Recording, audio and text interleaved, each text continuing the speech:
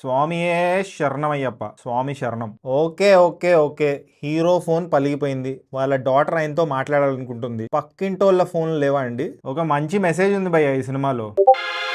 Hi guys, Raviteja గారి ఇరుముడి cinema చూస్తాను భయ్య. Directed by Shiva Nirvana, produced by Mythri movie makers. ఇరుముడి ఈ సినిమాలో రవితేజ గారు ఒక ఆల్కహాల్ అడిక్ట్ భయ్య. మందు బాగా తాగుతూ ఉంటారు, ఒక వ్యసనం మందంటే. అండ్ ఒక 41 days ఇయర్ కి ఒకసారి మాల వేస్తారు భయ్య. బట్ ఆయన వాళ్ళ కూతురికి మాత్రమే వింటారు. రవితేజ గారి క్యారెక్టర్ పేరు ఈ సినిమాలో త్రినాథ్. ఆయన వాళ్ళ ఫ్యామిలీతో కలిసి, వైఫ్ అండ్ డాటర్ తో కలిసి ఒక విలేజ్ లో ఉంటారు. ఆ విలేజ్ లో ఏదో జరుగుతూ ఉంటుంది భయ్య, ఏదో మిస్టరీ ఉంది. ఆ మిస్టరీ ఏంటి, రవితేజ గారి క్యారెక్టర్ దాన్ని ఎలా సాల్వ్ చేస్తారు, ఇవన్నీ తెలుసుకోవాలంటే మీరు థియేటర్ లోకి వెళ్ళి ఇరుముడి సినిమా చూడాలి భయ్య. ఈ సినిమాలో నాకు బాగా నచ్చింది ఏంటంటే భయ్య, సినిమాటోగ్రఫీ. మూవ్మెంట్ ఉంటుంది, స్టడీ షాట్స్ చాలా తక్కువ ఉన్నాయి ఈ సినిమాలో. మూవ్మెంట్ ఉన్నా ఎక్కడ జర్కీ కనిపిదు. అండ్ సినిమాటోగ్రఫీకి హెల్ప్ చేసింది ఆర్ట్ డైరెక్షన్. సినిమా మొత్తం రియల్ లొకేషన్స్ లో తీశారు భయ్య, except for couple of scenes. And Ravi Teja garu as a alcohol addict father to a daughter, ఊర్లో ఉండే ఒక మొరటి విలేజర్ లాగా బాగా సెట్ అయ్యారు. ఆయన ఇంట్రొడక్షన్ షాట్ చాలా నచ్చింది భయ్య నాకు. హెవీ స్లో మోషన్ ఉండదు, బ్యాక్గ్రౌండ్ లో బ్లాస్ట్ ఇంకా ఫైర్ కూడా ఉండదు, అయినా విజిల్ అయ్యబుద్ధి అవుతుంది.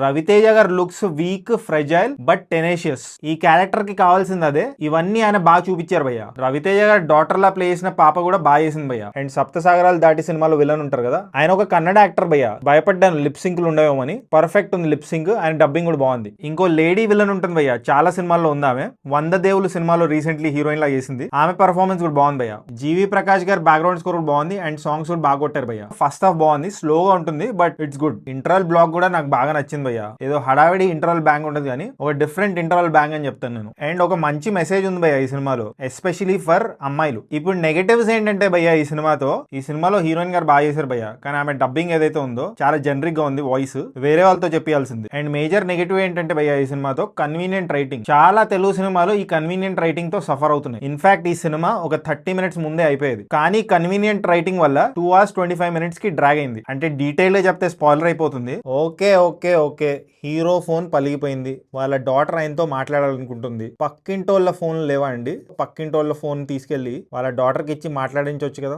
ఏం లేదు, because this is a realistic film, we expect realism. ఎలాగో కమర్షియల్ సినిమాలో రియలిజం ఉండదు, కన్వీనియంట్ రైటింగ్ ఉంటుంది. ఇలాంటి రియలిస్టిక్ సినిమాలో కూడా కన్వీనియంట్ రైటింగ్ ఉంటే బాగుంటుంది కదా. అండ్ కాస్టింగ్ పరంగా చూసుకుంటే ఒక 4 ఉంటారు భయ్య, యాంటీ సోషల్ ఫ్రింజ్ ఎలిమెంట్స్. వాళ్ళ కాస్టింగ్ ఇస్ ఓకే. కానీ నేను ఒక మలయాళం మూవీ చూసాను భయ్య కపుల్ ఆఫ్ వీక్స్ అగో. మోహన్ లాల్ గారి డాటర్ దాంట్లో యాక్టర్. ఫస్ట్ హాఫ్ మస్తు ఉంటుంది, మిస్టరీ థ్రిల్లర్ అది కూడా. ఆ సినిమాలో ఒకడు ఉంటాడు భయ్య విలన్, చాలా తక్కువ డైలాగ్స్ ఉంటాయి ఆయనకి. ఫస్ట్ హాఫ్ ఉచ్చబోయిస్తాడు ఆయన. ఇరుముడి సినిమాలో కూడా ఈ 4 క్యారెక్టర్స్ అలానే ఉంటారు, బట్ అంత భయం క్రియేట్ చేయరు వాళ్ళు. అట్లీస్ట్ నాకైతే భయం వేయలేదు. After good first half, second half లో ఏం జరుగుతుంది, అసలు ఈ మిస్టరీ ఏంటి, ఆ మిస్టరీని చూపించినట్టు చూపించారు భయ్య. సెకండ్ హాఫ్ లో చూద్దాం తెలుసుకుందాం అనుకున్నాను, ఆ ఇంట్రెస్ట్ జనరేట్ అయింది. But due to convenient writing second half కొంచెం డిసప్పాయింట్ చేసిందనే చెప్తాను భయ్య. అండ్ ఏంటంటే సెక్షువల్ అబ్యూస్ ఇలాంటి సబ్జెక్ట్ మ్యాటర్లు ఉన్నాయి కదా, వీటి మీద చాలా ఎక్కువ సినిమాలు వస్తున్నాయి ఈ మధ్య అని కొంతమంది ఫీల్ అవ్వచ్చు. తప్పకుండా అమ్మాయిలు స్ట్రాంగ్ గా ఉండాలి, వాళ్ళు ఫేస్ చేసిన అన్యాయాల గురించి మాట్లాడాలి, ఇలాంటి మెసేజ్ రవితేజ గారు లాంటి స్టార్ ఇస్తే బాగుంటుంది. అదే చేశారు ఆయన ఈ సినిమాలో. బట్ కొంతమందికి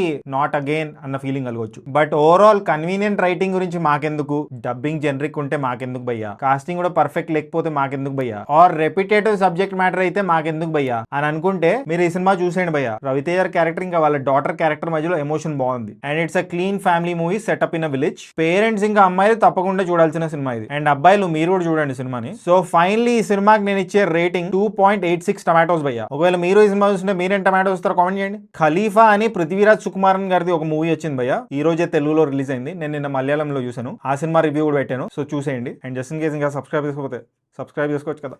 పుచ్చుక్ పుచ్చుక్. స్వామి శరణం.